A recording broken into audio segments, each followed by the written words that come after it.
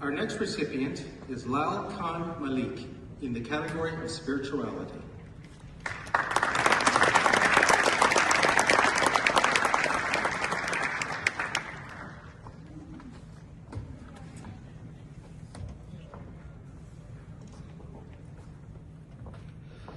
Lal Khan Malik, National President of the Ahmadiyya Muslim Jamaat, Canada, has spent more than 30 years serving communities across the country, including right here in Vaughan.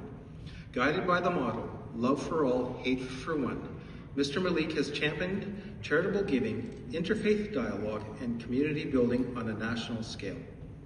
Under his leadership, the Ahmadiyya community has supported countless humanitarian initiatives, including the long-standing Run for Vaughan, food drives, senior support programs, and global aid efforts. He has helped make the Baitul Islam Mosque and the Tahir Hall Community Center important civic spaces, hosting polling stations, blood drives, community meetings, and interfaith gatherings that bring residents together. Mr. Malik has played a key role in major national events such as Jalsa Salana and the World Religions Conference, helping foster understanding among faith communities.